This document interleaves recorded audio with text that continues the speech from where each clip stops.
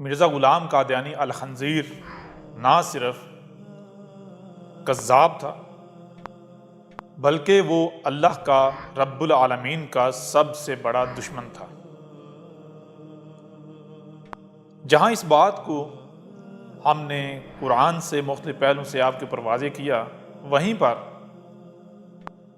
اسی قرآن سے جو آپ کے دونوں ہاتھوں کے درمیان ہے، جس کے بارے میں آپ دعویٰ کرتے ہیں کہ اس میں آپ کے لیے ہدایت موجود ہے، ایک اور پہلو سے آپ کے اوپر واضح کرتے ہیں۔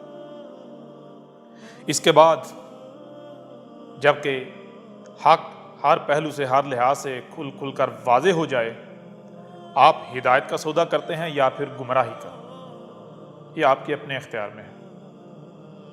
اگر آپ ہدایت کا سودا کرتے ہیں تو اس کا فائدہ بھی آپ ہی کو ہے، نہ ہی آپ ہمارے اوپر کوئی احسان کریں گے، نہ ہی ہمیں آپ سے کسی قسم کا کوئی بدلہ چاہیے۔ اور اگر آپ گمراہی کا سودا کرتے ہیں تو اس کا نقصان بھی آپ ہی کے اوپر ہے، ہمیں اس سے کوئی فرق نہیں پڑے گا۔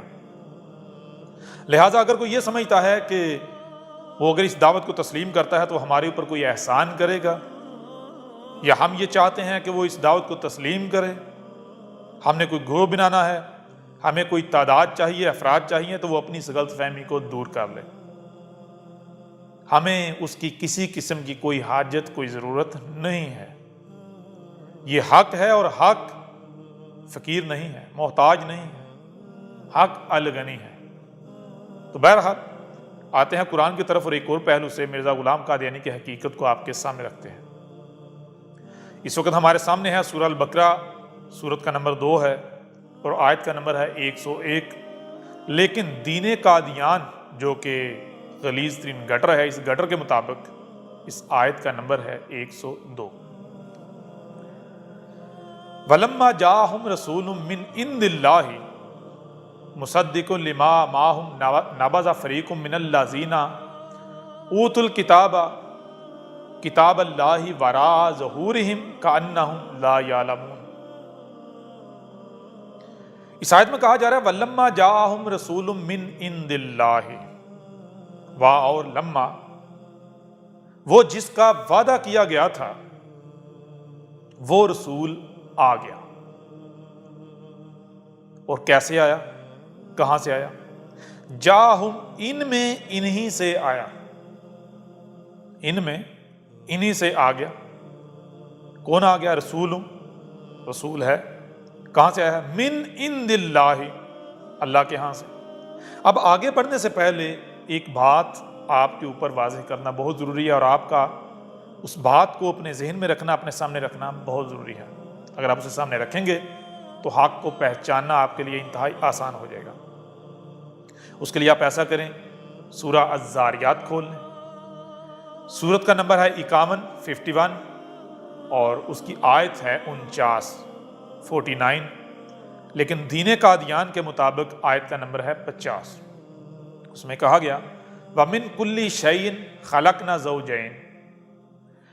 اس آیت میں کہا ہے، رب یہ کہہ رہا ہے، رب العالمین یہ کہہ رہا ہے کہ اور ہر شے سے خلق کیا ہم نے اس کا جوڑا، ہر شے کے جوڑے بنائے ہیں، ہر شے کا جوڑا بنایا ہے۔ جیسے مثال کے طور پر دن ہے تو رات بھی ہے، زمین ہے تو آسمان بھی ہے۔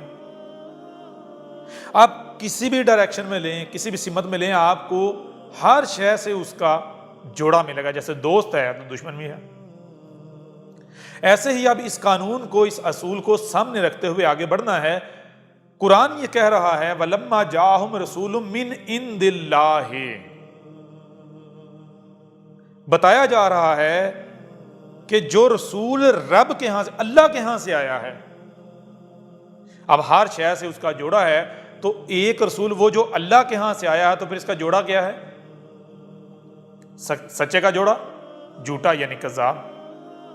یعنی ایک وہ جو اللہ کے ہاں سے آیا ہے، تو دوسرا وہ جو اس کا جوڑا ہے کیا؟ جو اللہ کے ہاں سے نہیں آیا، جو من عند اللہ نہیں آیا۔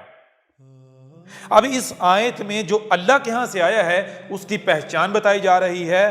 جب اس کی پہچان آپ کے سامنے آ جائے گی تو پھر اسی سے اس کا جوڑا بھی آپ کے سامنے آ جائے گا کہ جو اللہ کے ہاں سے نہیں آیا۔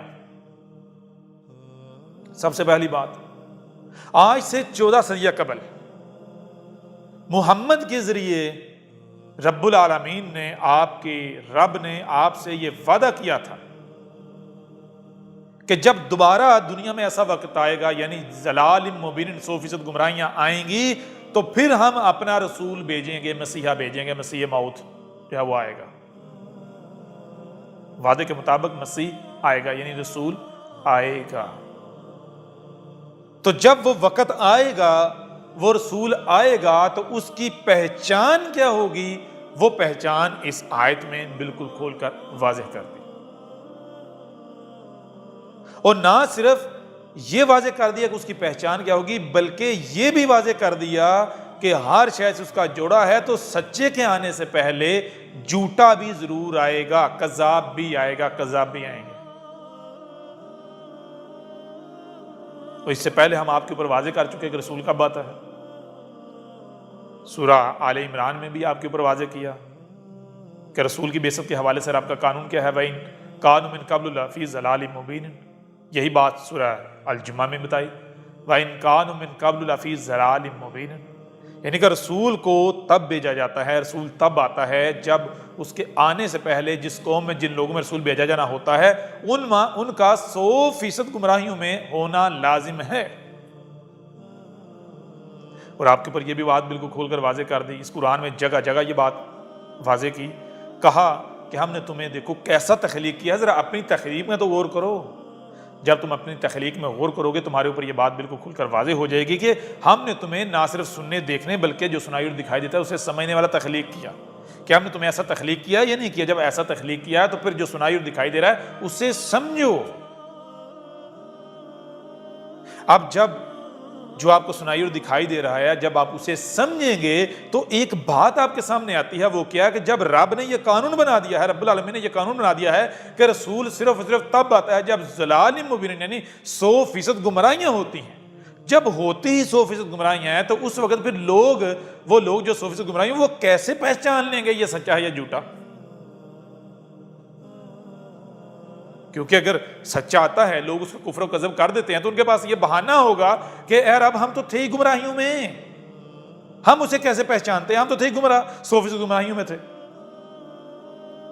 یوں جب لوگ ضلال مبین میں ہیں، 100% گمراہیوں میں ہیں، سچا آتا ہے، رسول آتا ہے، لوگ اس کا کفر و کذب کر دیتے ہیں، تو رب ان سے سوال نہیں کر سکتا کہ بھئی تم نے کفر و کذب کیوں کیا، تم نے اس کا دشمنی کی کیوں؟ کیونکہ ان کے پاس یہ بہانہ موجود ہوگا کہ ہم تو تھے گمراہیوں میں۔ کیا تجھے نہیں پتا تھا؟ جب ہم تھے گمراہیوں میں تھے تو ہم نے تو وہی کرنا تھا جو ہمیں پتا تھا، ہم نے گمراہیاں تھی ہمارے پاس، تو ہم نے گمراہی کرنی تھی نا، اسی کے مطابق چلنا تھا نا۔ اب تو ہم سے سوال نہیں کر سکتا، اب ایسا کیسے ہو سکتا ہے کہ رب سوال نہ کرے؟ لیکن اگر ایسا ہو تو پھر رب اگر سوال کرے، رب تو لاجواب ہو جاتا ہے۔ انسان جو ہیں وہ رب کے اوپر جو ہے وہ حجت کر دیں گے۔ اب جس کے اوپر حجت ہو جائے، انسان حجت کر دیں، وہ رب ہی کہاں؟ جب آپ غور کریں گے، عقل کا استعمال کریں گے، تو آپ کے سامنے آئے گا، یہ بات سامنے آئے گی کہ جب ضلال مبین ہوں اور اس وقت رسول بھیجا جائے تو رب کو کم از کم کوئی ایسا ذریعہ، کوئی ایسی شے ضرور رکھنی چاہیے، کوئی ایسا معیار ضرور قائم کرنا چاہیے کہ جو یہ بتائے کہ یہ سچا ہے یا نہیں ہے، یہ رب کا بھیجا ہوا ہے یا نہیں، یہ رب کے ہاں سے ہے یا نہیں ہے۔ کیوں؟ اگر کذاب بھی آنے ہیں، یعنی ہر شے سے اس کا جوڑا ہے، سچا ہے تو اس کا جوڑا جھوٹا بھی ہے، کذاب بھی ہے، تو کذاب کب آئیں گے؟ پہلے آئیں گے یا بعد میں آئیں گے؟ پہلے کذاب آئیں گے، کیونکہ رات پہلے آتی ہے۔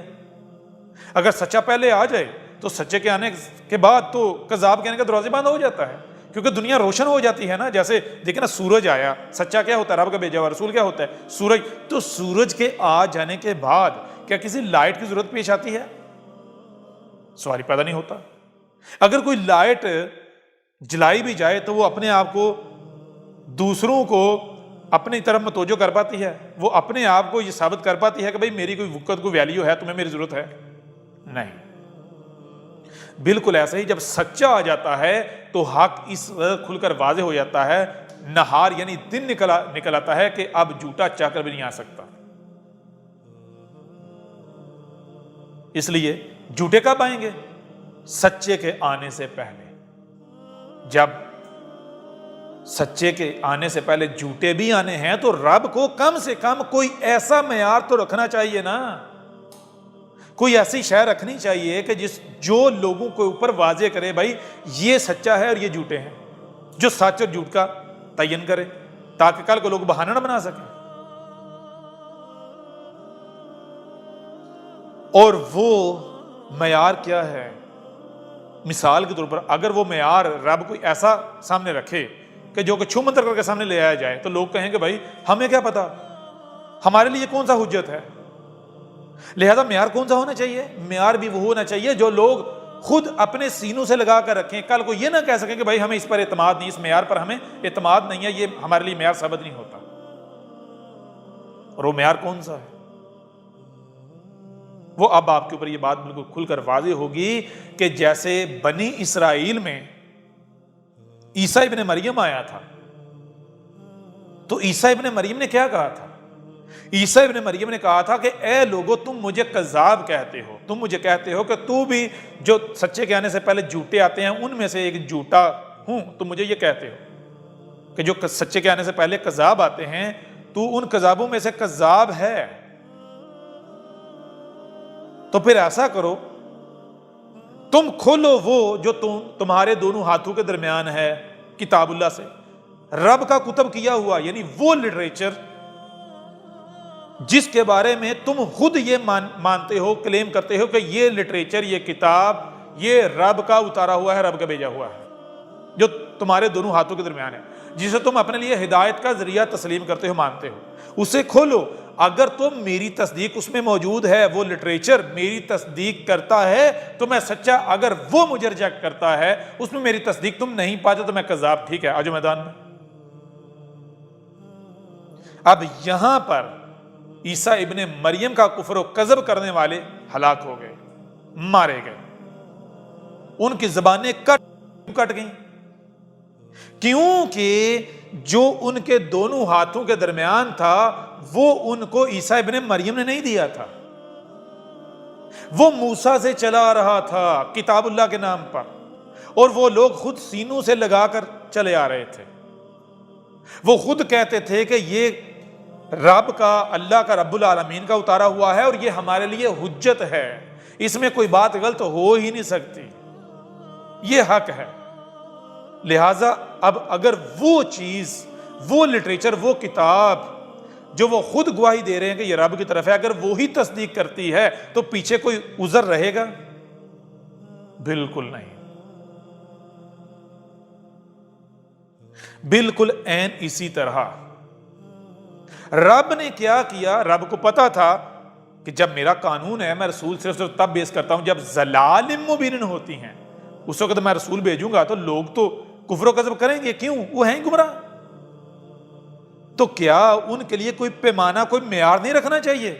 کیا لوگوں دیکھو جب میں رسول بھیجوں تو یہ پیمانہ ہے، یہ معیار ہے، اس سے پوچھنا، اگر یہ کہے گا یہ رسول ہے تو ماننا، اگر یہ کہے گا رسول نہیں ہے، یہ کذاب ہے، تو اس کے ساتھ وہی کرنا جو کذاب کے ساتھ کیا جاتا ہے۔ کیا رب میں اتنی عقل نہیں؟ آپ کو جو عقل دی گئی اس عقل سے یہ سوال کھڑا ہوتا ہے، یہ چیز سامنے آتی ہے کہ ایسا ہونا چاہیے، تو کیا رب کو علم نہیں تھا؟ رب کے سامنے یہ بات نہیں آئی ہوگی؟ کیسے ممکن ہے؟ لہذا یہی بات اس آیت میں آپ کے سامنے رکھی گئی۔ اس آیت میں یہ کہا گیا ہے کہ اللہ کے ہاں سے آنے والے کی پہچان یہ ہے کہ اس کی تصدیق اس میں موجود ہوگی جو تمہارے دونوں ہاتھوں کے درمیان ہے، اس کی تصدیق اس میں موجود ہے، اس میں موجود ہوگی جو تمہارے دونوں ہاتھوں کے درمیان ہے، کتاب اللہ سے، جس کے بارے میں تم خود کلیم کر رہے ہو کہ یہ ہمارے لیے حجت ہے۔ اور وہ کیا ہے؟ میں آپ سے سوال کرتا ہوں، وہ کیا ہے؟ سچا کوئی آ کر کہتا ہے کہ میں تمہارے رب کے ہاں سے ہوں، سب سے پہلی بات تو یہ ہے کہ کون ہے جو یہ آ کر کہے گا جی میں کذاب ہوں؟ کوئی کہے گا اپنی زبان سے، کوئی کہے گا میں کذاب ہوں؟ سوال ہی پیدا نہیں ہوتا۔ جو بھی آئے گا وہ آ کر یہی کہے گا کہ میں سچا ہوں، اے لوگوں میں تمہارے رب کی طرف سے بھیجا ہوا ہوں۔ اب کیسے پتا چلے گا وہ سچا یا جھوٹا؟ یا تو رب خود آ کر گواہی دے، سامنے ہے، کہے میں تمہارا رب ہوں، یہ سچا ہے. کیا ایسا ممکن ہے؟ ایسا بھی ممکن نہیں. کیوں؟ کیونکہ پھر اسے پہلے یہ ثابت کرنا پڑے گا کہ میں تمہارا رب ہوں. جو اسے رب مانیں گے ہی نہیں ان کے لیے تو پھر حجت ہی ثابت نہیں ہوگا. تو پیچھے کیا چیز بچتی ہے؟ پیچھے دوسری ایک ہی چیز بچتی ہے. وہ کیا؟ جس کو آپ لوگ خود حجت کہہ رہے ہیں اپنے لیے کہ یہ غلط نہیں ہے، اس میں کوئی بھی بات غلط نہیں ہے. اور وہ کیا ہے؟ جسے آپ کہتے ہیں قرآن، جسے آپ اپنے لیے ہدایت کا ذریعہ کہتے ہیں، ہدایت کا سچشمہ کہتے ہیں، جسے آپ اپنے لیے حجت کہتے ہیں کہ ہر کسی کی بات کو رد کیا جا سکتا ہے لیکن اس کی بات کو رد نہیں کیا جا سکتا کیونکہ یہ رب کی بات ہے، یہ رب کا کلام ہے.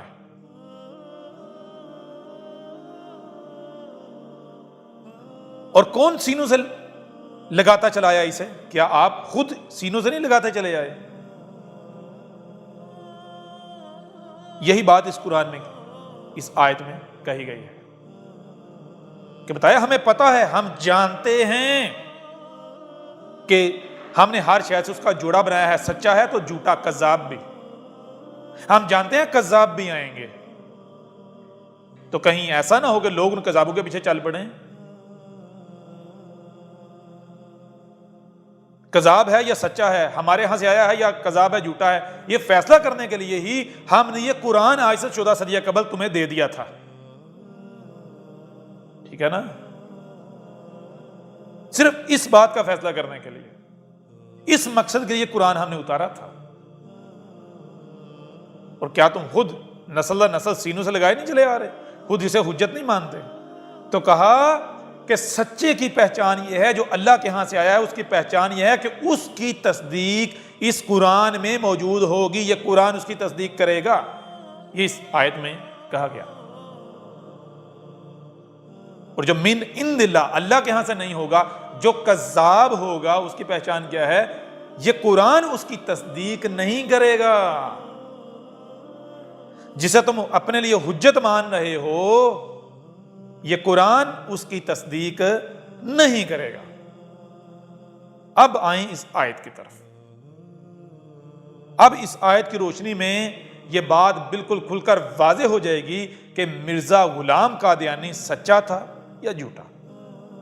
من عند اللہ یعنی اللہ کے ہاں سے تھا، جو اللہ کے ہاں سے آتے ہیں، رب العالمین کے ہاں سے آتے ہیں، ان میں سے تھا، یا پھر من الکاذبین جو کذاب آتے ہیں ان میں سے کاذب تھا، کذاب تھا. تو اس کے لیے کیا ہے؟ شروع میں آئیں اس آیت میں، سورہ البقرہ 2 نمبر سورت، اس کی آیت 101 اور دین قادیان یعنی گٹر کے نزدیک اس آیت کا نمبر 102. ولما، وا اور لما، جو کہ، کیا جو کہ؟ وہ جس کا تم سے وعدہ کیا گیا. کس کا وعدہ کیا گیا؟ اس کے لیے ہم اب جاتے ہیں سورہ الجمعہ میں. سورہ الجمعہ جو ہے اگر اسے کھولا جائے تو اس میں کیا کہا گیا؟ سب سے پہلے 62 نمبر سورت ہے یعنی 62 نمبر سورت ہے اور اس کی آیت کا نمبر ہے 2. لیکن دین قادیان یعنی گٹر کے نزدیک اس آیت کا نمبر ہے 3. اس میں کہا گیا هو الذی بعث فی الامیین رسولا منہم یتلو علیہم آیاتہ ویزکیہم وَيُعَلِّمُهُمُ الْكِتَابَ وَالْحِکْمَةَ وَإِنْ كَانُوا مِنْ قَبْلُ لَفِي ضَلَالٍ مُبِینٍ. اور اس سے اگلی آیت وَآخَرِینَ مِنْهُمْ لَمَّا يَلْحَقُوا بِهِمْ وَهُوَ الْعَزِیزُ الْحَکِیم. بتایا گیا کہ آج سے 14 صدیہ قبل رسول کیسے بیس کیا تھا اور کس نے بیس کیا تھا؟ ہوا کیا ہے؟ یہ کائنات، نیچر، یہ وجود جو آپ کا طرف نظر ہے، یہی وہ ذات ہے جس نے آج سے 14 صدیہ قبل کیا کیا تھا، جو الامیین ہیں یعنی دنیا کی وہ قوم جو پڑھی لکھی نہیں ہے، جن کے پاس انسانی علم نہیں ہے لیکن وہ آسمان و زمین کی ذمہ داری اٹھانے کی صلاحیت رکھتے ہیں. ان میں انہی سے اپنا ایک رسول کھڑا کیا. کون سا رسول؟ جو رسولوں کی ابتدا کرتا ہے جب ضلال مبین ہوتی ہیں. کہاں سے رسول آیا؟ ان میں انہی سے. یہ بات کیوں کہی؟ یہ بات اس لیے کہی کیونکہ اس رسول کے آنے سے پہلے جو لوگ رسول کا انتظار کر رہے تھے وہ کون تھے؟ وہ تھے عیسائی. وہ کہہ رہے تھے کہ مسیح دوبارہ آئے گا. کون آئے گا؟ مسیح. کون مسیح؟ مسیح ابن مریم. کیسے آئے گا؟ ان کا کہنا یہ تھا کہ مسیح ابن مریم آئے گا، آسمانوں سے زندہ نیچے اترے گا. کیوں؟ کیونکہ جب اسے صلیب پر چڑھایا گیا تھا، صلیب پر اس کی موت ہو گئی، جب اس کی لاش کو صلیب سے اتارا گیا تو صلیب سے اتارنے کے تیسرے دن بعد وہ زندہ ہو گیا. 3 دن تک وہ مردہ رہا، مرا رہا، اور 3 دن بعد وہ زندہ ہو گیا. پھر زندہ ہونے کے بعد وہ 40 دن اپنے حواریوں میں رہا اور نامعلوم مقام پر، اور 40 دن بعد وہ آسمانوں پر چلا گیا. وہ تب تک آسمانوں پر رہے گا جب تک کہ دوبارہ اس کی بعثت کا وقت نہیں ہو جاتا. اور وہ وقت کب آئے گا؟ جب ہم ذلیل ہو رہے ہوں گے، گمراہیوں میں ہوں گے، 100% گمراہیاں ہوں گی. پھر وہ آئے گا دوبارہ ہمیں گمراہیوں سے نجات دلانے کے لیے، ہمیں دنیا میں عزت دلانے کے لیے، دوبارہ طاقت پاور دلانے کے لیے، دنیا کی ایک عظیم قوم بنانے کے لیے. کہاں سے آئے گا؟ آسمانوں پر جا کر بیٹھا ہوا ہے وہ، آسمانوں سے زندہ واپس آئے گا. تو قرآن یہ بتا رہا ہے، ذرا غور کرو کہ آج سے 14 صدیاں قبل، جسے آج تم خود وہی مسیح مان رہے ہو، وہ رسول مان رہے ہو جس کا وعدہ کیا گیا تھا، وہ آیا تھا. وہ کون تھا؟ محمد. تو کیا محمد اس طرح آیا جس طرح اس کے آنے سے پہلے اس کے آنے کے بارے میں عقائد و نظریات موجود تھے کہ وہ آسمانوں سے آئے گا؟ نہیں، بلکہ محمد ان عقائد و نظریات کے بالکل برعکس کیسے آیا؟ منہم، انہی میں سے آیا. یعنی جیسے وہ وجود میں آ رہے تھے بالکل اس طرح وجود میں آیا. جیسے وہ پیدا ہو رہے تھے، پل بڑھ رہے تھے، ویسے ہی وہ آیا. اور پھر آیا کن میں سے؟ اس قوم میں سے نہیں آیا جس قوم کو پہلے موقع دے دیا جا چکا ہوا تھا. عیسائیوں میں سے نہیں آیا بلکہ ایک دوسری قوم میں آیا. کیوں؟ کیونکہ اب وہ قوم الامیین میں شمار ہی نہیں ہوتی. الامیین وہ قوم جن کے پاس آسمان و زمین کا الکتاب کا علم نہیں ہے. اب اگر جن کو پہلے موقع دیا گیا ان میں ہی بھیجا جائے گا تو وہ تو الامیین ہی ثابت نہیں ہوتے. کیوں؟ کیونکہ ان کو تو پہلے رسول کے ذریعے آسمان و زمین کا علم دے دیا گیا، الکتاب کا علم دے دیا گیا. الامیین وہ جن کے پاس الکتاب کا علم ہی نہیں، جن کو ابھی علم نہیں دیا گیا الکتاب کا. تو سب سے پہلی بات کہ آج سے 14 صدیاں قبل جو مسیح آیا تھا یعنی محمد، تو محمد کن میں سے آیا تھا؟ کیا ان میں سے آیا تھا جن کو پہلے موقع دیا گیا تھا یعنی عیسائی؟ نمبر 1. نمبر 2، کیا وہ آسمانوں سے اترا تھا؟ نہیں، وہ انہی میں سے آیا تھا جیسے وہ پیدا ہو رہے تھے، پل بڑھ رہے تھے. نمبر 3، اس نے آ کر کیا کیا؟ یتلو علیہم آیاتہ، اسی کی جو آیات ہیں یعنی آسمان و زمین کا راز، حقائق، ان کے اپنے جسم کے بارے میں حقائق کھول کھول کے واضح کیے، جس سے کیا ہوا؟ نمبر 4، ان کا تزکیہ، ان کو روحانی اور جسمانی طور پر پیوریفائی کیا. رسول کے یعنی محمد کے آنے سے پہلے ایسا نہیں ہے کہ لوگ اس وقت کے ملاٹے، انسانیت کی رہنمائی کے دعوے دار یہ کہتے تھے کہ لوگوں چوریاں کرو، ڈاکے ڈالو، زنا کرو، شرابیں پیو. یہ نہیں کہہ رہے تھے کہ جھوٹ بولو، دوسروں کے حقوق کھاؤ، لوٹ مار کرو. یہ نہیں کہہ رہے تھے. محمد کے آنے سے پہلے بھی جو لوگوں کی انسانیت کی رہنمائی کے دعوے دار تھے وہ یہی کہہ رہے تھے کہ لوگوں جھوٹ نہ بولو، غلط بات ہے، چوریاں نہ کرو، غلط ہے، زنا نہ کرو، غلط ہے، شرابیں نہ پیو، غلط ہے. لیکن کیا لوگ بچ رہے تھے؟ لوگ بیماریوں سے پاک ہو رہے تھے، روحانی اور جسمانی بیماریوں سے پاک ہو رہے. روحانی بیماریاں کیا ہیں؟ اعمال غلط ہونا، سوچیں فکریں پلیوٹ ہیں، غلط ہیں، گندی ہیں.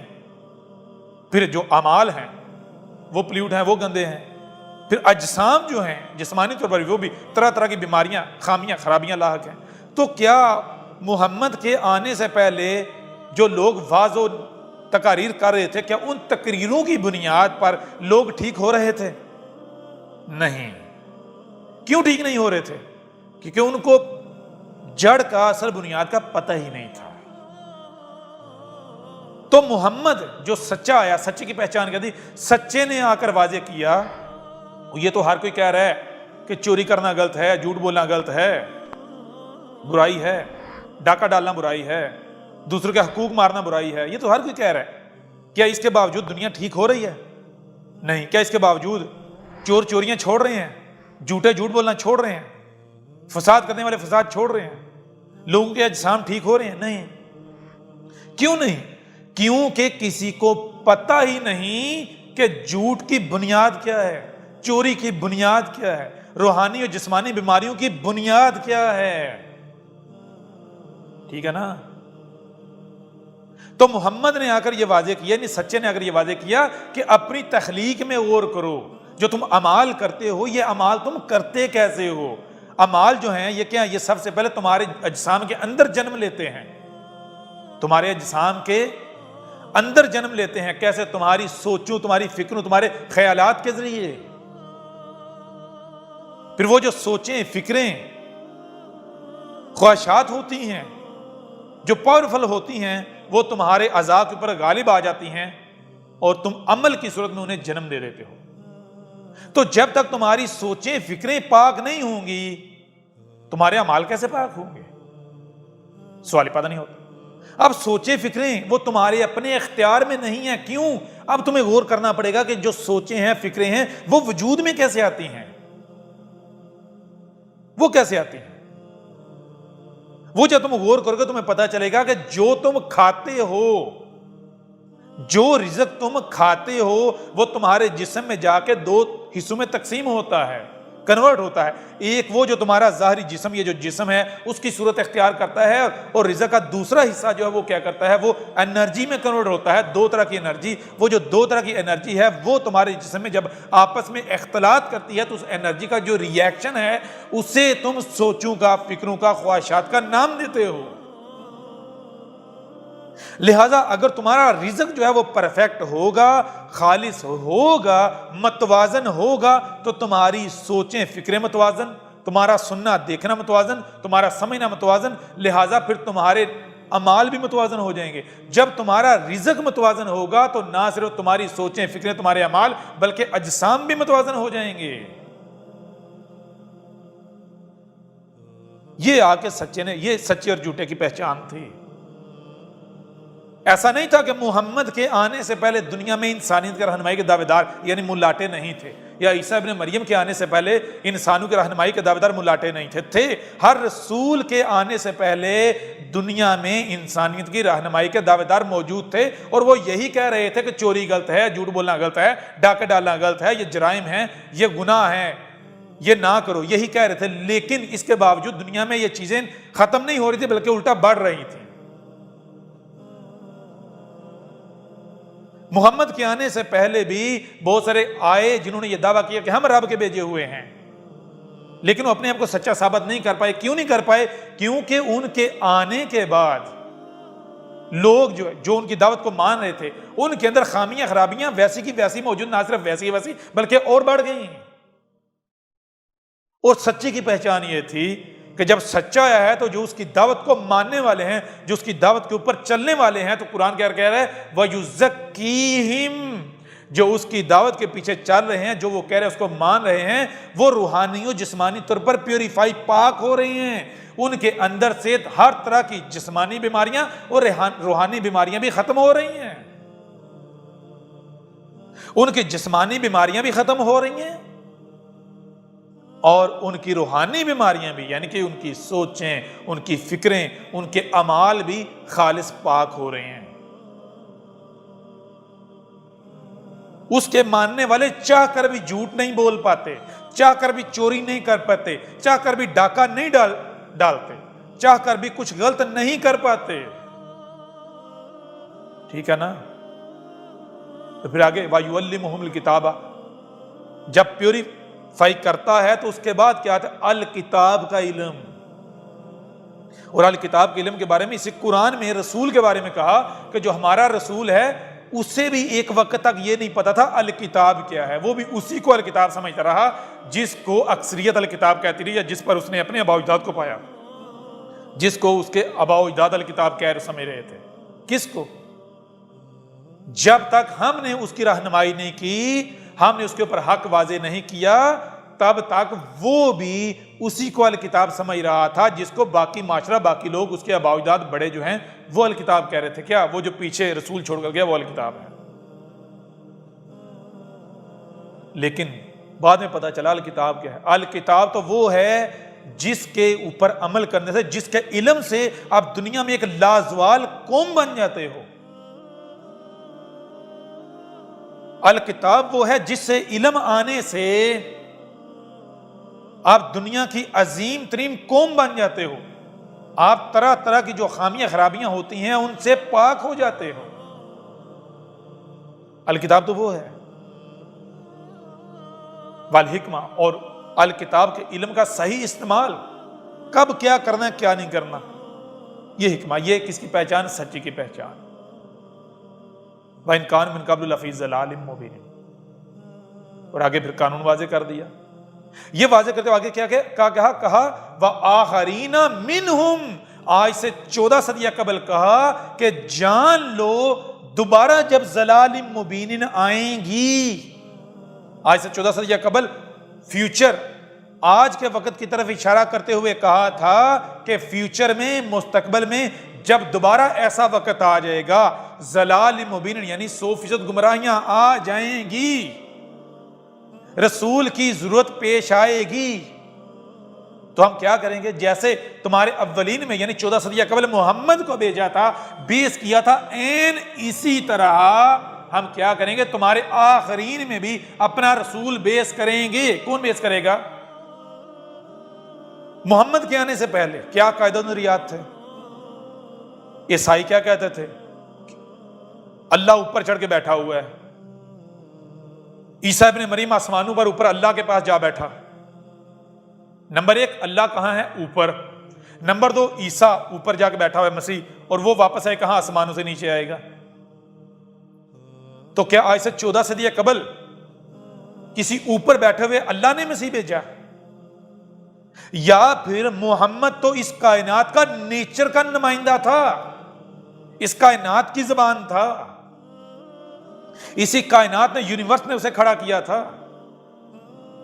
کیا محمد اس طرح آیا جیسے اس کے آنے کے بارے میں عقائد و نظریات پائے جا رہے تھے؟ نہیں. پھر کیا محمد کو اس قوم نے مان لیا جو قوم آلریڈی انتظار میں تھی؟ مسیح آئے گا، مسیح آئے گا، مسیح آئے گا. نہیں، انہوں نے کفر و کذب کر دیا.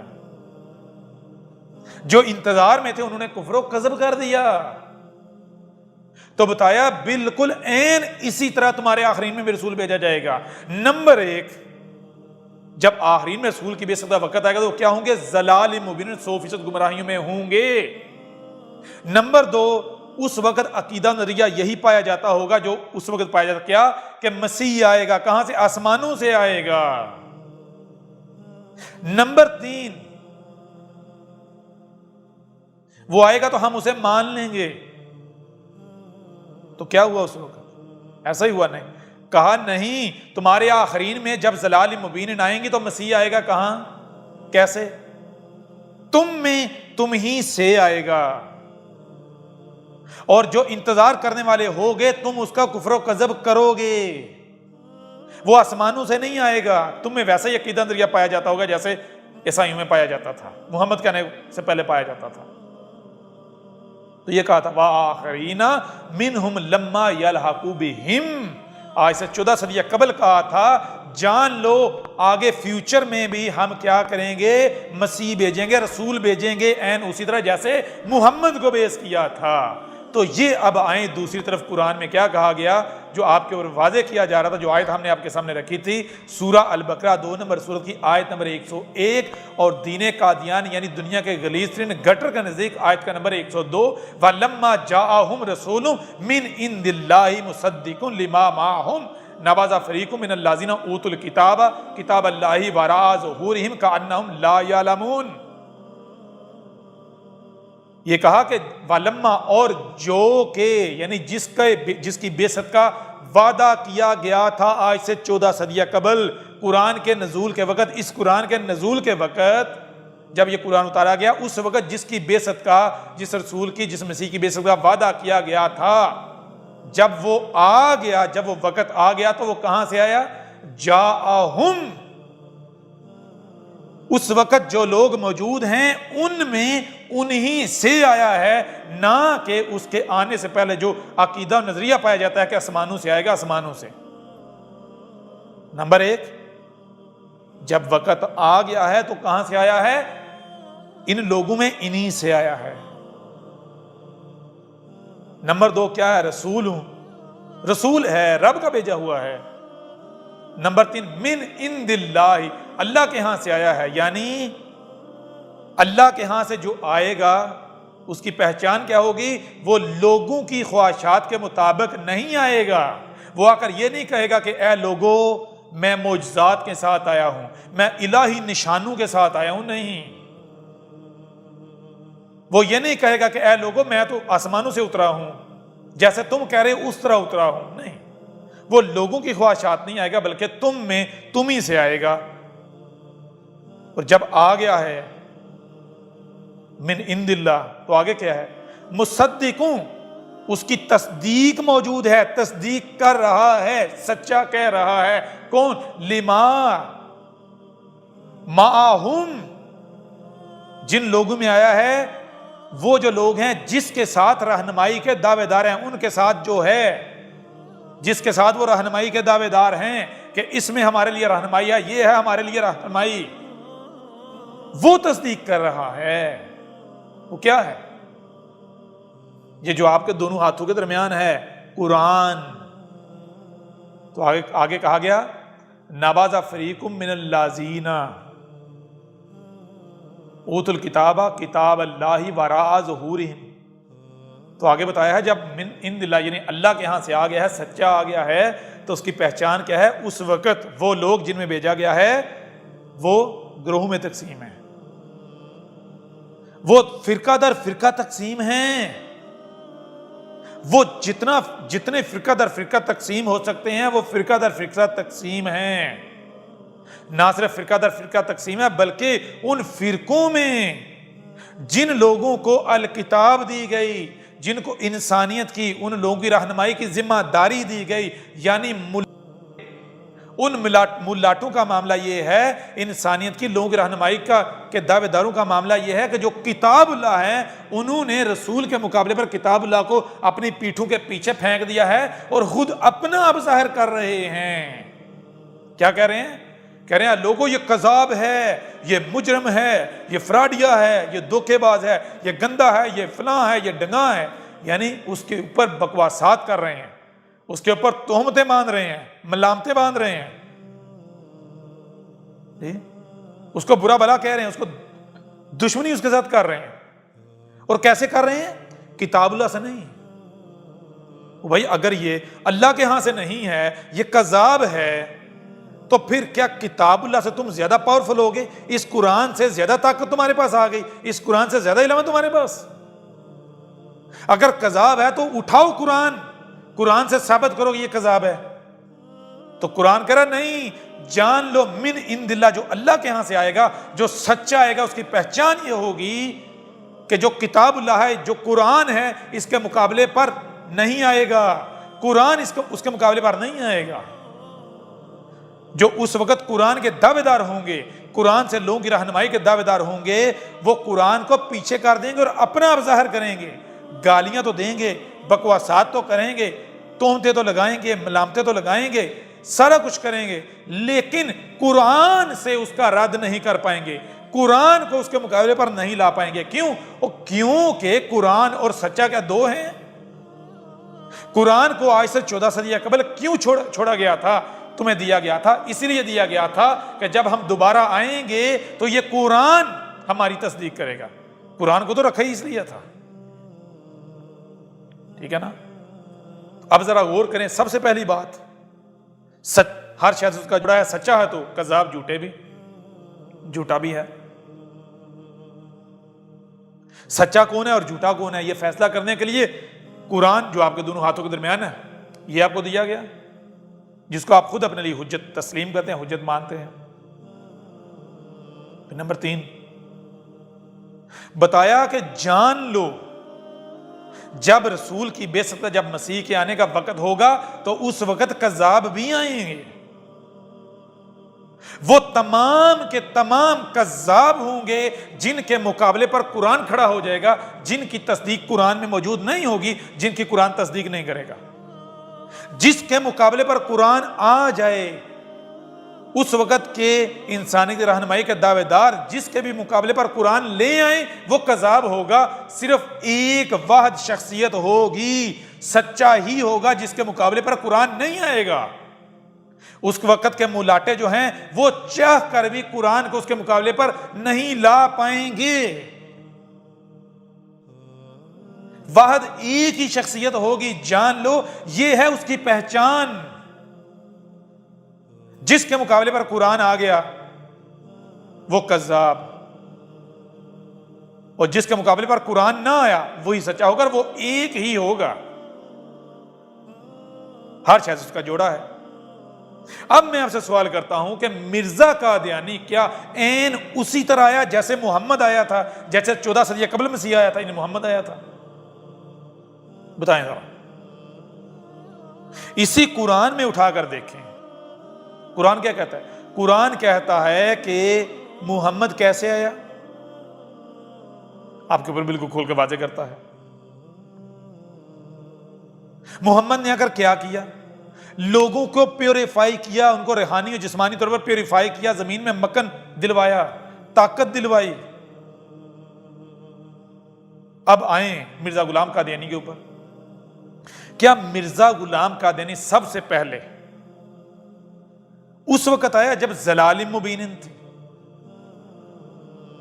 عین اسی طرح آیا جیسے محمد آیا تھا، جیسے عیسیٰ ابن مریم آیا تھا، جیسے موسیٰ آیا تھا، جیسے وہ تمام رسول آئے جن کا اس قرآن میں ذکر ہے؟ یا پھر مرزا غلام قادیانی تو اس کے بالکل برعکس آیا؟ کیوں کہ مجھے یہ بتائیں کہ جب محمد آیا تو کیا محمد کے آنے سے پہلے لوگ رسولوں میں فرق کر کے نہیں بیٹھے ہوئے تھے؟ دنیا میں کچھ لوگ کہتے تھے فلاں ہمارا رسول ہے، کچھ کہہ رہے تھے فلاں، کچھ کہہ رہے تھے موسیٰ ہمارا رسول ہے، موسیٰ سے منسوب کر کے دگڑتے اس کے پیچھے چل رہے تھے، موسیٰ سچا ہے. کچھ جو ہے وہ عیسیٰ ابن مریم کو لے کر بیٹھے ہوئے تھے، کچھ ابراہیم کو لے کر بیٹھے ہوئے تھے. اس طرح کچھ جو ہے وہ خود کو لے کر بیٹھے ہوئے تھے، کچھ صالح کو لے کر بیٹھے ہوئے تھے، کچھ شعیب کو. تو کیا محمد نے آ کر یہ کہا کہ بھائی ان میں سے میں فلاں کا نمائندہ ہوں، میں فلاں کے دین کو منعکس کرنے آیا ہوں، میں اسی کا دین لے کر آیا ہوں، وہ میرا رسول ہے، وہ سب سے افضل ہے، وہ باقی رسولوں سے افضل ہے؟ کیا محمد نے اگر یہ کہا تھا، یہ کیا تھا؟ بالکل نہیں. محمد نے آ کر کہا ہے اے لوگوں رسولوں میں سے کسی ایک بھی رسول میں فرق نہیں کرو. یعنی تم ایسا نہ کرو کہ رسول جو ہے ان کو سامنے رکھ کے ان میں سے کسی ایک رسول کا انتخاب کر کے اس سے منسوب کر کے تو دگڑ دگڑ چلنا شروع کر دو. نہیں، یہ اگر تم کرتے ہو تو یہ کہاں سے آئے گا؟ یہ تو تم اپنے آبا و اجداد کے پیچھے چلو گے، یہ تو تمہارے آبا و اجداد کر رہے ہیں. کیا کرنا ہے؟ اے عقل کے اندھو، اے گدھے کے بچوں، غور کرو. تمہیں دنیا میں آج لایا گیا ہے تو کیوں لایا گیا ہے؟ آج لایا گیا ہے تو اسی لیے لایا گیا ہے کہ آج جو کرنا ہے وہ کرو، وہ کرنے کے لیے لایا گیا ہے. اور آج تم کس حالات میں ہو، کس وقت میں ہو، کیا کرنا ہے کیا نہیں کرنا، وہ سمجھنے کے لیے ہی تمہارے رب نے تمہیں کان، آنکھیں اور عقل دی ہے، پھر دل دیا ہے. جی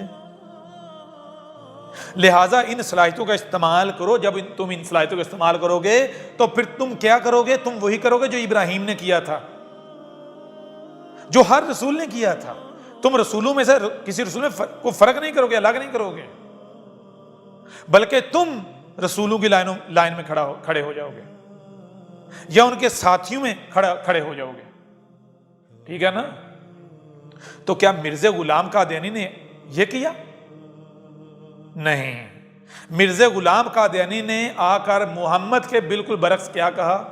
بھائی میرا تو رسول محمد ہے، اے عیسائیو جاؤ عیسیٰ کو سچا ثابت کرو. یا یہودیوں، عیسائیوں، ہندوؤں کو جو ہے وہ کہہ رہا ہے کہ میں محمد کا نمائندہ ہوں. تم محمد کے مقابلے پر اپنے رسولوں کو سچا ثابت کر کے آؤ. تم محمد کے دین کے مقابلے پر جن کا تم دین کے دعوے دار ان کے دین کو سچا ثابت کر کے دکھاؤ. کیا محمد ایسے آیا تھا؟ بالکل نہیں۔ پھر کیا مرزا غلام قادیانی کے آنے پر اس قرآن نے اس کی تصدیق کی؟ نہیں۔ کیا یہ قرآن مرزا غلام قادیانی کے مقابلے پر خاموش رہا؟ مرزا غلام قادیانی کے مقابلے پر نہیں آیا، ایسا بھی نہیں ہے۔ مرزا غلام قادیانی لوگوں کی خواہشات کے ساتھ آیا، محمد کی طرح نہیں آیا۔ مرزا غلام قادیانی اس نے اگر کیا کیا جو کذاب کرتے ہیں، مرزا غلام قادیانی کے مقابلے پر قرآن کھڑا ہو گیا۔ مرزا غلام قادیانی کی تصدیق اس قرآن نے کی نہیں۔ مرزا غلام قادیانی کو تو آج تک لوگ اسی کی کتابوں سے اور اس قرآن سے کذاب ثابت کر رہے ہیں۔ اور اگر آج کی بات کی جائے تو اب بتائیں کہ اس سے بڑھ کر کوئی ہو سکتا ہے؟ آج جب احمد عیسیٰ آیا ہے تو اب مجھے یہ بتائیں کہ قرآن کس کے حق میں کس کے خلاف کھڑا ہوا ہے؟ اب بتائیں ذرا۔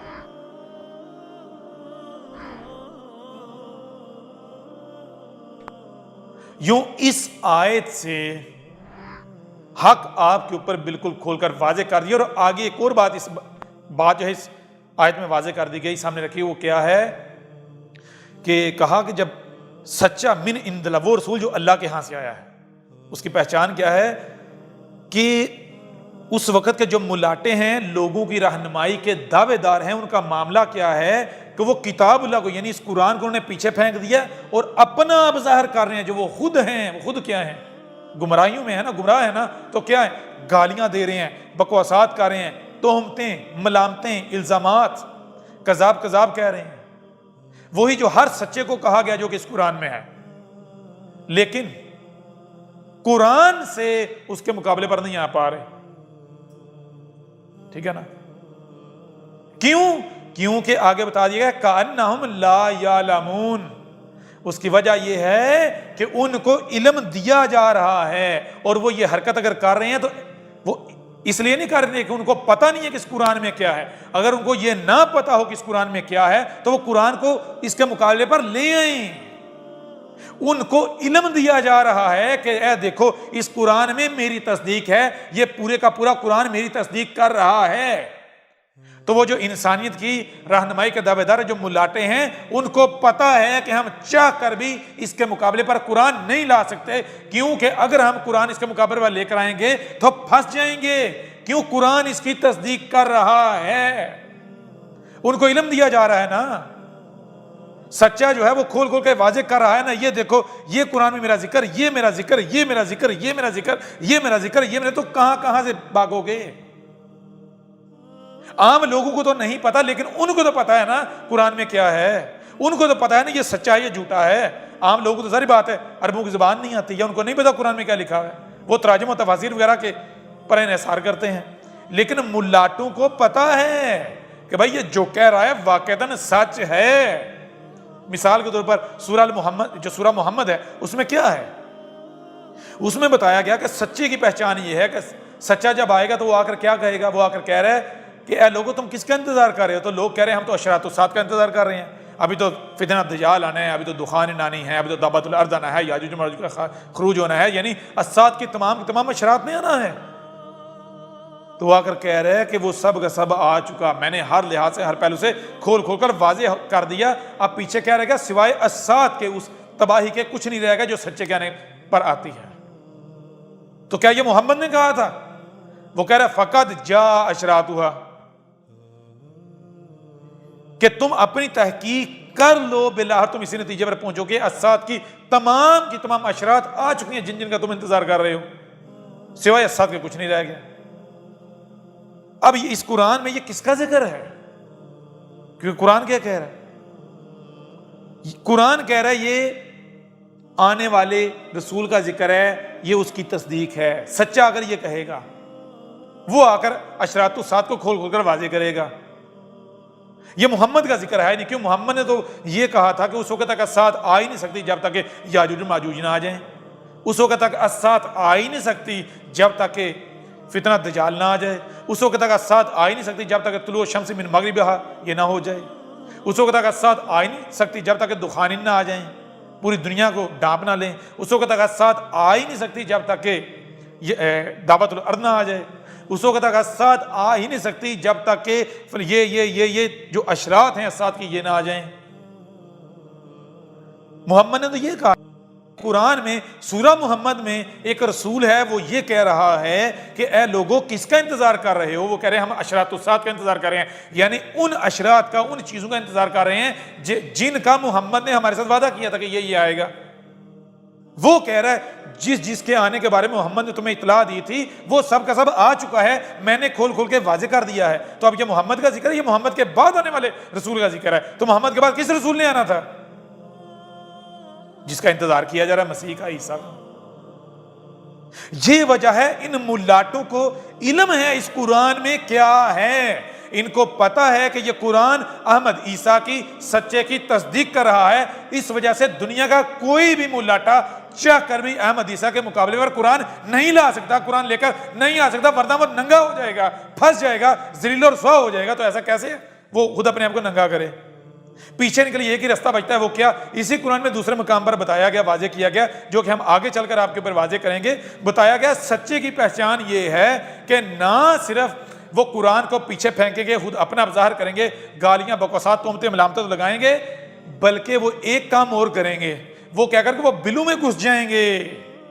جب لوگ انہیں کہیں گے اس کا مقابلہ کرو تو طرح طرح کے بہانے لگائیں گے، بلوں میں گھس جائیں گے۔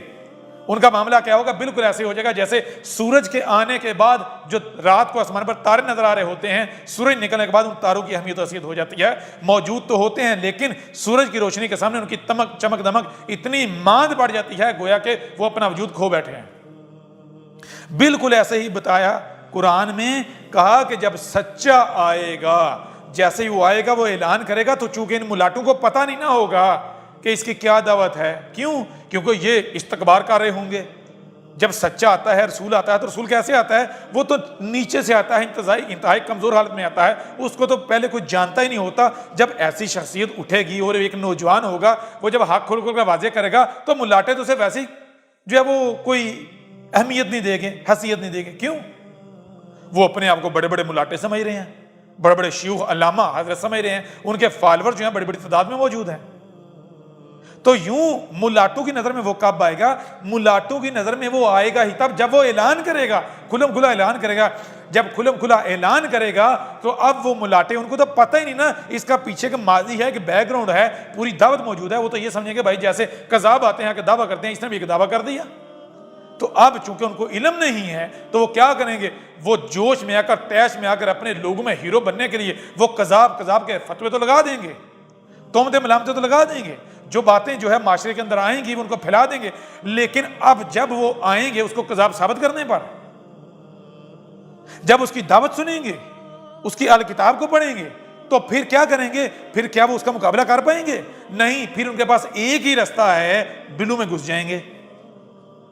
یہ بتائی تھی سچے کی پہچان، کہ یہ نہیں ہے کہ اس کے مقابلے پر نہیں آئیں گے۔ سچے کی پہچان یہ ہے کہ ملاٹے اس کے مقابلے پر آئیں گے، لیکن ملاٹے جو ہیں وہ کیا کریں گے؟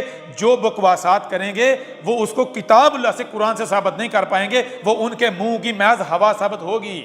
کیوں؟ کیونکہ وہ پہلے بکواسات کریں گے، تہمتیں ملامتیں لگائیں گے، کذاب کہیں گے، لیکن جب کذاب ثابت کرنے کی طرف جائیں گے، وہ اس کا لٹریچر پڑھیں گے، اس کی دعوت کو سنیں گے، تو پھر وہ لاجواب ہو جائیں گے، ان کی ہلاکت ہو جائے گی۔ ان کے پاس ایک ہی رستہ ہوگا، یا تو وہ اس کی تصدیق کریں، تائید کریں، اس کی نصرت کریں، یا پھر وہ بلوں میں گھس جائیں۔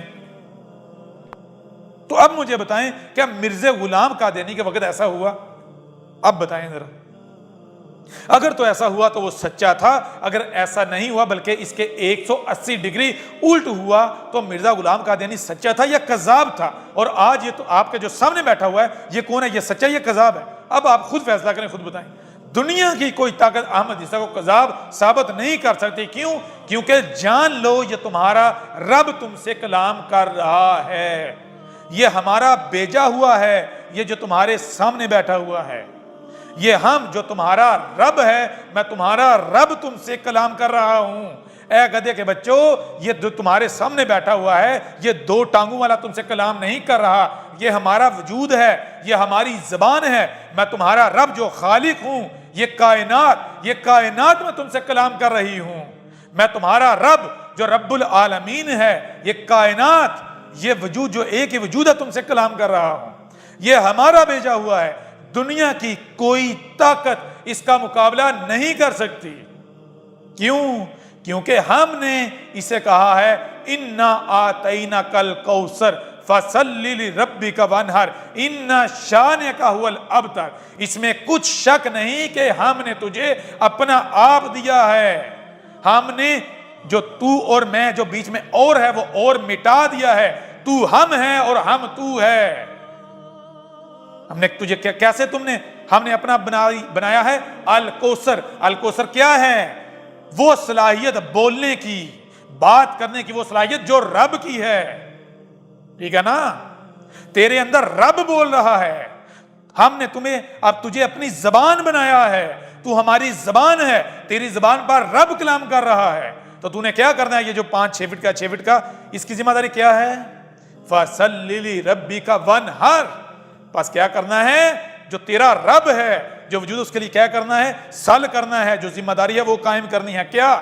اس پیغام کو کھول کھول کر پہنچانا ہے، اپنے آپ کو اپنے وجود کے آگے جھکائے رکھنا ہے۔ جیسے اس وجود میں یہ زبان اپنی ذمہ داری ادا کرتی ہے، زبان کا کام ہے وجود کی ترجمانی کرنا، بالکل عین اسی طرح تو نے اپنے آپ کو کائنات ہمارے سامنے جھکائے رکھنا ہے۔ جب تو جھکائے رکھے گا تو نتیجہ کیا نکلے گا؟ تیرے ساتھ دشمنی کی جائے گی، تیری مخالفت کی جائے گی۔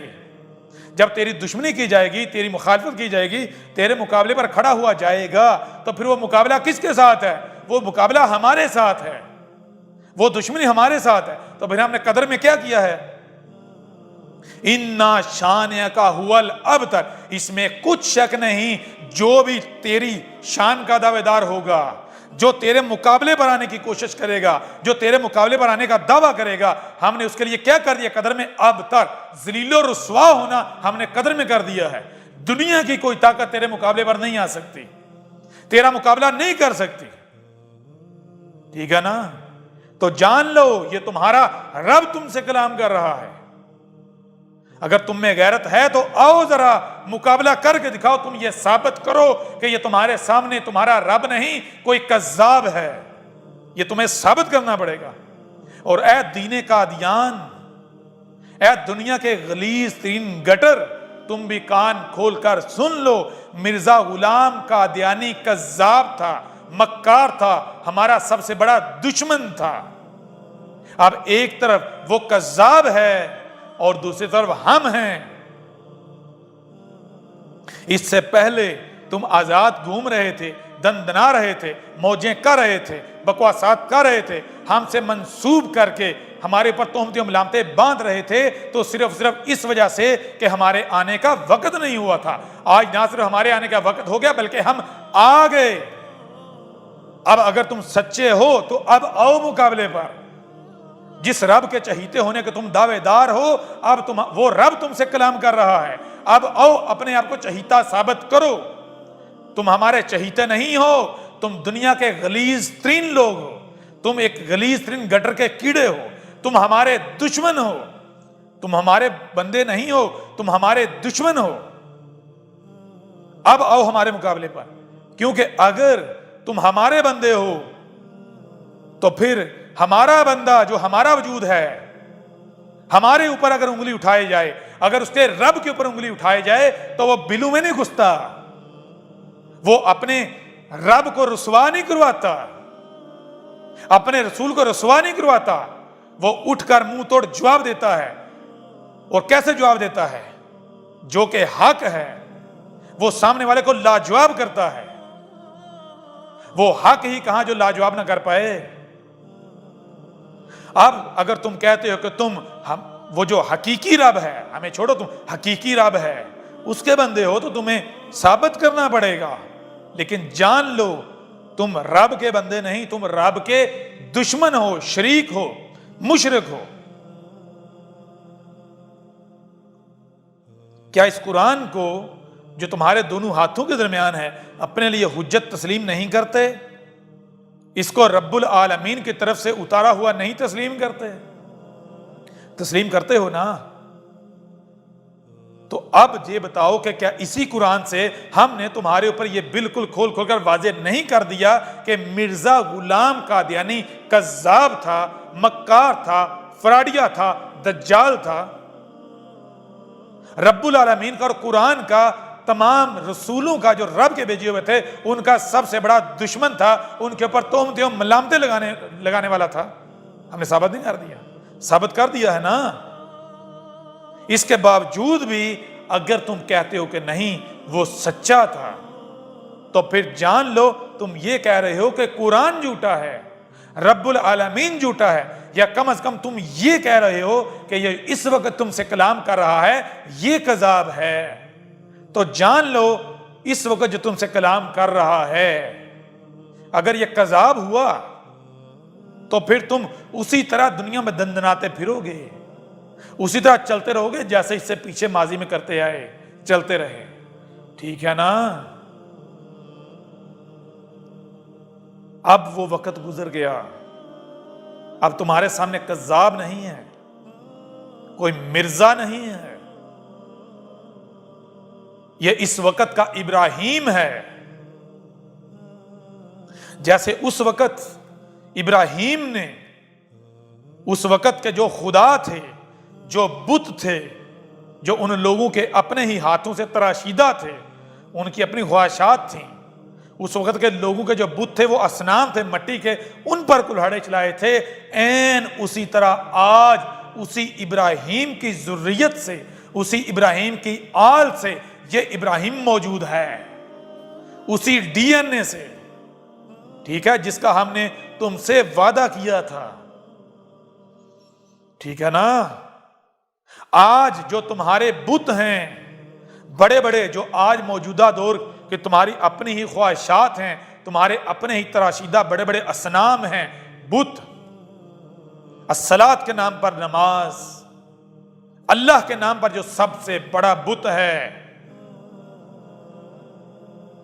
الحج کے نام پر جو بت ہے، الزکوٰۃ کے نام پر جو بت ہے، الصیام کے نام پر جو بت ہے، اور اس کے علاوہ جتنے بھی بت ہیں ان تمام کے تمام بتوں کے اوپر کلہاڑا چلا دیا. تمہارے اللہ کو تمہاری جیب میں ڈال دیا، تمہارے اللہ کی ایسی کی تیسی. ٹھیک ہے نا. لاؤ اپنے اس اللہ کو سامنے، دیکھتے ہیں وہ کیسے سامنے آتا ہے. پہلے اس کا وجود تو ثابت کر لو گدھے کے بچوں. جان لو اب حق آ گیا، اور حق کو حق حاصل ہے کہ اسے کیا جائے. کیوں؟ کیونکہ حق لا شریک ہے. حق آ جائے اور اس کا شریک دندناتا پھر، یہ کیسے ممکن ہے؟ ہاں یہ جان لو یہ حق کیا ہے. حق چھو منتر کا نام نہیں ہے، حق العزیز العلیم الحکیم ہے. حق جو بھی کام کرتا ہے وہ کیسے کرتا ہے، ہم تمہیں ایک چھوٹی سی مثال دیتے ہیں.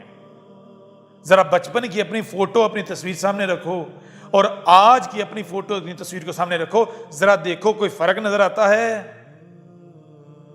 شکل میں، صورت میں، کردار میں، وزن میں، حجم میں، ہر لحاظ سے 180 ڈگری الٹ ہے یا نہیں؟ متضاد ہے یا نہیں؟ فرق ہے یا نہیں؟ یہ فرق کون لے کر آیا؟ رب جو کہ حق ہے. کیسے لے کر آیا؟ اس طرح لے کر آیا کہ کسی کو محسوس بھی نہیں ہوا. ٹھیک ہے نا. کیوں محسوس نہیں ہوا؟ کیونکہ آہستہ آہستہ آہستہ آہستہ پوری حکمہ کے ساتھ کیا کام. ٹھیک ہے نا. تو یہ ہے حق، یہ ہے تمہارے رب کا کام. رب کیا کرتا ہے؟ رب کچھ بھی چھو منتر کر کے نہیں کرتا، وہ پورے پروسیس سے ترتیب کے ساتھ کرتا ہے. تو حق جب آ گیا ہے تو حق کیا ہے؟ لا شریک. حق کیا ہے؟ جیسے سورج کیا ہے؟ حق، روشنی کا دعوے دار. سورج آ جائے اور اندھیرا جو کہ اس کی ضد ہے وہ قائم رہ سکے، کیسے ممکن ہے؟ حق آ جائے اور شریک قائم رہ سکے، ممکن ہی نہیں. تو جان لو آج کیا ہے؟ آج حق آ گیا. اب جب حق آ گیا ہے تو جو شریک ہے، جو باطل ہے، وہ قائم رہ سکے. سوال ہی پیدا نہیں ہوتا، سوال ہی پیدا نہیں ہوتا. کیوں؟ کیونکہ حق لا شریک ہے. اب تمہارے مٹنے کا، ذلیل و رسوا ہونے کا، صفحہ حسید مٹنے کا، نشان عبرت بننے کا وقت آ گیا. اب ہم تمہیں بعد والوں کے لیے نشان عبرت بنانے جا رہے ہیں، اور پوری ترتیب کے ساتھ، پوری حکمہ کے ساتھ جو ہمارا قانون ہے۔ ہم تمہاری طرح اجلت پسند نہیں ہے کہ چھو منتر کر کے کر دیں، نہیں۔ اب دیکھو تمہارے ساتھ ہوتا کیا، اب کاؤنٹ ڈاؤن شروع کر دو، الٹی گنتی شروع کر دو۔ کیوں؟ کیونکہ جب حق آ جاتا ہے، جیسے ہی حق آتا ہے تو باطل جو ہے اس کا کاؤنٹ ڈاؤن سٹارٹ ہو جاتا ہے۔ کیونکہ جب روشنی آتی ہے، جب سورج نکلتا ہے تو اندھیرا جو ہے وہ چھٹنا شروع ہو جاتا ہے، اندھیرا قائم نہیں رہ سکتا۔ حق آ جائے اور باطل بڑھے، کیسے ممکن ہے؟ حق آ جائے تو باطل کا کم ہونا قانون میں ہے۔ حق آ جائے، جو حق کا دعوے دار ہو اور اس کا جو مد مقابل ہے وہ کمزور نہ ہو، کمزور ہونا شروع نہ ہو جائے، یہ تو حق ہونے کی پہچان ہی نہیں ہے۔ حق ہونے کا دعوے دار ہو، جو اس کا مد مقابل ہے، جو اس کو وہ باطل کہہ رہا ہے، وہ الٹا طاقت میں آگے بڑھے، یہ کیسے ممکن ہے؟ وہ تو حق کی ثابت نہیں ہوتا۔ لہذا آج سے تمہارا کاؤنٹ ڈاؤن سٹارٹ، آج سے تمہاری ذلت شروع۔ اب دیکھو آگے کیا ہوتا ہے۔ اب تمہارے پاس صرف دو رستے ہیں۔ ہدایت کے آ جانے کے باوجود اگر کوئی ہدایت کا کفر کرتا ہے تو اس کو نشان عبرت بنایا جاتا ہے۔ پہلا رستہ یہ ہے کہ یا تو اس کو تسلیم کرو، کیونکہ یہ حق ہے، تمہارے اوپر بالکل کھول کر واضح کر دیا گیا۔ اگر تسلیم نہیں کرتے، انکار کرتے ہو، کفر کرتے ہو، تو کفر کس کا کیا جاتا ہے؟ حق کا نہیں۔ حق کا کفر نہیں کیا جا سکتا، کفر باطل کا کیا جاتا ہے، اور اس کا کیا جا سکتا ہے۔ اگر کفر و کذب کرنا ہے تو اس کو باطل ثابت کرنا ہوگا۔ اگر باطل ثابت نہیں کرتے تو پھر ایک ہی رستہ ہے، ماننے والا۔ ماننا تو تمہیں پڑے گا، یہ ہم گارنٹی دیتے ہیں، یہ ہمارا تمہارے ساتھ وعدہ ہے۔ اور یہ جو تمہارے سامنے بیٹھا ہوا ہے، اس کی موجودگی میں ایک ایک مانو گے، نمبر 1۔ نمبر 2، اس کے باوجود بھی اگر کفر ہی کرتے ہو تو نہ صرف تمہیں ماننا پڑے گا، بلکہ نہ تو وہ ماننا تمہیں کوئی نفع دے گا، فائدہ دے گا، بلکہ ہم تمہیں فرعون کی مثل نشان عبرت بنائیں گے۔ گزشتہ ہلاک شدہ اقوام کی مثل ہم تمہیں نشان عبرت بنائیں گے۔ اور آج تمہیں ایک اور خوشخبری بھی دے دیں، ایک اور تمہیں خبر بھی دے دیں، ایک اور تمہیں نبا وہ علم دے دیں جو علم اس سے پہلے رب العالمین کے علاوہ کسی کے پاس نہیں تھا۔ وہ کیا؟ وہ یہ کہ جیسے موت سے قبل جب فرعون نے موت کو اپنی آنکھوں سے دیکھ لیا تھا تو اس نے توبہ کی تھی، اس نے معافیاں مانگی تھی، لیکن رب نے اس کی معافی کو قبول نہیں کیا تھا، اس کی توبہ کو قبول نہیں کیا تھا۔ بالکل عین اسی طرح مرزا غلام قادیانی نے بھی اپنی موت سے قبل توبہ کی تھی، یہ اعلان کیا تھا کہ میں کذاب ہوں، ٹھیک ہے نا؟ اور یہ ہم تمہیں تمہاری کتابوں سے، مرزے کے لٹریچر سے، مرزے کی ذریت کے لٹریچر سے ثبوت دیں گے۔ کیوں؟ کیونکہ تم انسانوں سے یہ باتیں چھپا سکتے ہو، کیا رب سے چھپا سکتے ہو؟ اور ہم یہ چیلنج کرتے ہیں، جب ہم یہ ثبوت سامنے لائیں گے تو دنیا کی کوئی طاقت اگر یہ ثابت کر دے کہ نہیں، مرزا نے توبہ نہیں کی تھی، مرزا نے اپنے آپ کو کذاب نہیں مانا تھا موت سے پہلے، تو جو سزا کہو گے ہم بھگتنے کو تیار ہیں، ٹھیک ہے نا؟ ذرا انتظار کرو، دیکھو کیسے ثبوت آتے ہیں۔ مرزا کی اپنی کتابوں سے، مرزا کی ذریت کی کتابوں سے ہم یہ ثابت کریں گے، تمہیں ثبوت دیں گے کہ مرزا نے اپنی موت سے پہلے جیسے فرعون نے توبہ کی تھی، فرعون نے کہا تھا ہاں میں کذاب ہوں، میں مشرک ہوں، میں مجرم ہوں، بالکل عین اسی طرح مرزا غلام قادیانی کذاب نے اپنا کذاب ہونا تسلیم کیا تھا۔ یہ ہم تمہیں ثبوت دیں گے، اور دنیا کی کوئی طاقت اس کا رد نہیں کر پائے گی. یہ ہم چیلنج کرتے ہیں. ٹھیک ہے نا؟ جیسے فرعون کے ساتھ کیا کیا تھا, فرعون کو قدم قدم پر ہم نے اس کو غلط ثابت کر کے کہا تھا کہ اب بھی وقت ہے, باز آ جا, پیچھے ہٹ جا. قدم قدم پر ہم نے فرعون کو ذلیل کیا. کس لیے؟ اس لیے کہ تو کذاب ہے, تو ہمارا دشمن ہے, پیچھے ہٹ جا, باز آ جا. لیکن وقتی طور پر تھوڑا سا اسے ہوتا تھا, لیکن بعد میں پھر اکڑ جاتا تھا. جیسے ہی وہ پریشانی, وہ تکلیف دور ہوتی تھی, پھر اکڑ جاتا تھا. این اسی طرح ہم نے مرزا غلام قادیانی کو بھی قدم قدم پر نصیحت کی, کہا کہ باز آ جا, باز آ جا, باز آ جا. لیکن وہ فرعون کی مثل, جب اس کو ہم متنبہ کرتے تھے تھوڑا سا پیچھے ہٹتا تھا, لیکن جیسے ہی وہ تکلیف دور ہوتی تھی پھر اکڑ جاتا تھا اور پہلے سے زیادہ سخت ہو جاتا تھا. بالآخر جب فرعون نے موت کو اپنی آنکھوں سے دیکھ لیا, جب ہم اسے نشان عبرت بنانے جا رہے تھے, تو اس وقت فرعون چیخ اٹھا, پکار اٹھا. بالکل این اسی طرح مرزا غلام قادیانی نے بھی جب موت کو اپنی آنکھوں سے دیکھ لیا تو چیخ اٹھا, پکار اٹھا. لیکن ہم نے کہا نہیں, اب ہم تجھے نشان عبرت بنائیں گے. اب وقت گزر گیا توبہ کا, اب توبہ کا دروازہ بند, تو نے جو کرنا تھا وہ کر لیا. ٹھیک ہے نا؟ جب موت ہم سامنے لے آتے ہیں اس وقت تو فرعون جیسا بھی توبہ کر لیتے ہیں, معافی مانگ لیتے ہیں. اب تو اپنے دعوے پر ڈٹ کے دکھایا. تو مرزا غلام قادیانی کذاب بھی اپنی موت کے وقت موت سے پہلے لکھ کر دے کر گیا تھا. لکھ کر اپنے ہاتھوں سے, اپنے قلم سے اس نے لکھا تھا کہ میں کذاب ہوں, میں مجرم ہوں. لیکن اس نے جو لکھا تھا وہ چھپایا گیا. وہ چھپانے والے کون تھے؟ اور حرف با حرف ہم تمہارے سامنے یہ ثبوت لے کر آئیں گے. کیوں؟ کیونکہ یہ کوئی کذاب نہیں ہے, یہ تمہارا رب کلام کر رہا ہے. دیکھو تمہارے سامنے کیا کیا آتا ہے. اب اس کے باوجود بھی اگر دنیا کا کوئی قادیانی, کوئی مرزائی, کوئی گٹر کا کیڑا یہ سمجھتا ہے کہ مرزا سچا تھا, یہ جو احمدیت نامی گٹر ہے یہ حق ہے, تو ہمارا چیلنج ہے, ہمارے مقابلے پر آؤ. ٹھیک ہے نا؟ حق جو ہے وہ غیرت مند ہوتا ہے. اگر حق کے اوپر کوئی آواز اٹھائی جائے تو وہ تڑپ اٹھتا ہے, وہ اس آواز کو ختم کرتا ہے. کیسے؟ حق کے ساتھ.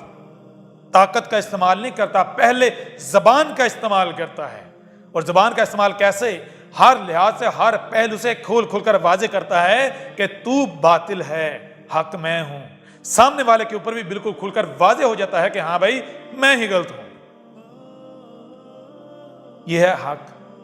حق کے اوپر اگر آواز اٹھے تو وہ غیرت مند ہے, اس کی نیندیں حرام ہو جاتی ہیں اس وقت تک جب تک کہ وہ سامنے والے کو باطل ثابت نہیں کر لیتا. اور باطل بے غیرت ہوتا ہے, اس پر آواز اٹھائی جائے تو وہ پہلے تو دیکھتا ہے کہ کیا یہ طاقتور ہے یا کمزور. اگر طاقتور ہے تو خود بلوں میں گھس جائے گا, اگر کمزور ہے تو کیا کرے گا؟ طاقت کا استعمال کرے گا.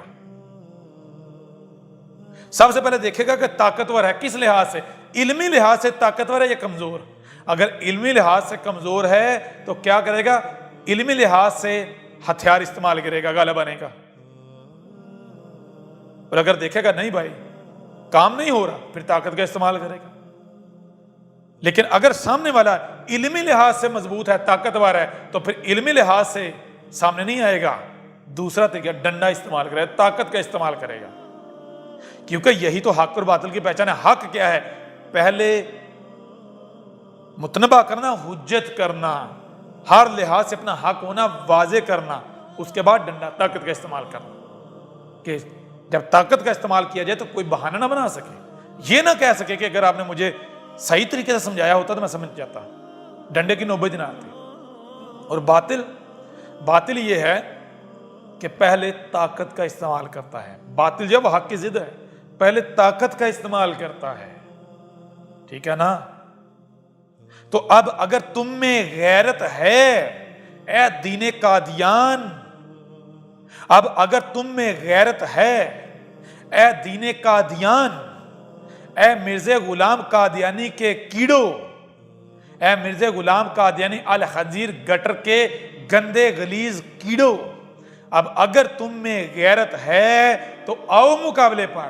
وہ جو اپنا پپٹ ہے، وہ جو اوپر تم میں کارٹون بٹھایا ہوا ہے کے نام پر، اس کو بل سے باہر نکالو، اس کو کہو آؤ باہر، آؤ مقابلہ کرے۔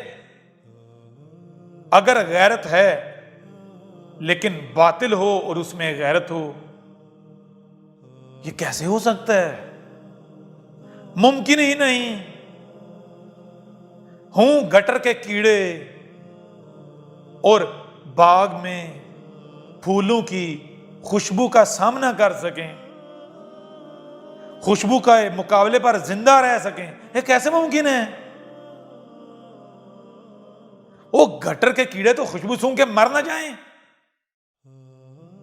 گٹر کے کیڑے پھولوں کی طرف جائیں گے، خوشبو کی طرف جائیں گے؟ موت ہے ان کے لیے، ان کے لیے حیات تو ہے ہی گٹر میں۔ لیکن اب مسئلہ یہ ہے کہ گٹر ختم کرنے کا وقت آ گیا نا، صفائی کا وقت آ گیا، اب گٹر میں بھی نہیں بچ سکتے، اب بچت کہیں بھی نہیں ہے۔ اب گٹر سے نکلیں تب بھی مرتے ہیں، گٹر کے اندر رہیں تب بھی مرتے ہیں۔ ایک ہی صورت ہے کہ اپنے آپ کو گٹر کی کیڑے کے بجائے رب کا بندہ، رب کا وجود ثابت کریں، وجود بنائیں، حق سے رجوع کریں، حق کی طرف اپنا رخ کریں۔ ایک ہی رستہ ہے۔ گٹر کے کیڑے رہ کر اب بچ نہیں تم لوگ سکتے۔ کیوں؟ کیونکہ اب حق آ گیا ہے، حق کو حق حاصل ہے کہ اسے مانا جائے، ٹھیک ہے نا؟ اب بھی اگر تم کفر و کذب کرتے ہو تو تمہیں اپنے کفر و کذب پر ڈٹ کے دکھانا ہوگا۔ اب بھی اگر تم اپنے آپ کو حق کہتے ہو، اہل حق کہتے ہو، تو تمہیں اپنے آپ کو اہل حق ثابت کرنا ہوگا، نہیں کر پاؤ گے۔ یہ ہمارا چیلنج ہے۔ دنیا قادیان، دنیا مرزیت، دین قادیان، احمدیت کے نام پر دنیا کے غلیظ ترین گٹر اور اس گٹر کے ایک ایک کیڑے کو احمد عیسیٰ کا، رب العالمین کا یہ چیلنج ہے کہ آؤ احمد عیسیٰ کو کذاب ثابت کر کے دکھاؤ، مرزا غلام قادیانی کو سچا ثابت کر کے دکھاؤ، اس کی کسی ایک بھی بات کا دفاع کر کے دکھاؤ۔ ہم تمہارے جواب کا انتظار کریں گے، لیکن جان لو ہم نے ہر شے کی اجل بھی خلق کی ہے، اینڈ خاتمہ خلق کیا ہے، تو جو انتظار ہے اس کا بھی خاتمہ ہے۔ یہ نہ ہو کہ جو انتظار ہے اس کا خاتمہ آ جائے، اس کی موت آ جائے اور تم بلو میں گھسے رہو۔ انتظار کا وقت ختم ہوا تو پھر زبان کے بعد ڈنڈا حرکت میں آئے گا، کیونکہ رب جو ہے وہ اول نہیں ہے، حق اول نہیں ہے۔ اول کسے کہتے ہیں؟ مفلوج، نامکمل، عیبدار۔ رب اول یعنی مفلوج، عیبدار نہیں ہے۔ رب کے پاس زبان ہے تو رب کے ہاتھ بھی ہیں۔ رب کے پاس زبان ہے تو وہ زبان مفلوج نہیں ہے، وہ زبان مقابلے پر آنے والی تمام کی تمام زبانوں کو کاٹنے کی استطاعت رکھتی ہے، قوت رکھتی ہے۔ اور جو رب کے ہاتھ ہیں وہ بھی مفلوج نہیں ہیں، وہ بھی اول نہیں ہیں، وہ کمزور نہیں ہیں۔ رب سے بڑھ کر القوی کوئی ہے ہی نہیں، قوی کوئی ہے نہیں، رب القوی ہے۔ رب سے بڑھ کر طاقتور کوئی ہے ہی نہیں۔ رب کیا ہے؟ تمہارے اوپر واضح کر دیا گیا، جسے تم کائنات کہتے ہو، یہ ہیں ہم سے بڑھ کر طاقتور کوئی نہیں ہے، طاقت میں کوئی نہیں ہے، ٹھیک ہے نا؟ ہم لوگوں کو ان کے دلوں سے کنٹرول کرتے ہیں، جیسے جی چاہتے ہیں ویسے گھماتے پھراتے ہیں، جہاں جی چاہتے ہیں لے جاتے ہیں۔ ہم دشمن کو سمجھ بھی نہیں آنے دیتے، جو ہمارا دشمن ہوتا ہے اسے بھی ہم چلا رہے ہوتے ہیں، ٹھیک ہے نا، اور اسی کے خلاف ہم دشمن کے ہاتھوں سے اس کی اپنی شارک کٹوا دیتے ہیں۔ تمہیں پتہ ہی نہیں چلے گا کہ ہم تمہیں کہاں کہاں سے پکڑیں گے، کدھر کدھر سے پکڑیں گے۔ کیونکہ ہم کیا ہیں؟ جسے تم کائنات کہتے ہو، جسے تم حالات کہتے ہو، ٹھیک ہے۔ اب وقت آ گیا، اب فیصلے کی گھڑی کا وقت آ گیا، اب وہ وقت آ گیا کہ ظلمات کو ختم کر کے تاریخ کو نئے سرے سے شروع کیا جائے۔ اب سورج آ گیا، اب پوری دنیا کو روشن کرنے کا وقت آ گیا، ظلال مبین اندھیروں کو مٹانے کا وقت آ گیا۔ اب رب خود آ گیا، رب کا مقابلہ کوئی نہیں کر سکتا۔ لہذا جان لو اب تمہارے پاس بہت تھوڑا وقت ہے، یہ تمہارا رب تم سے کلام کر رہا ہے۔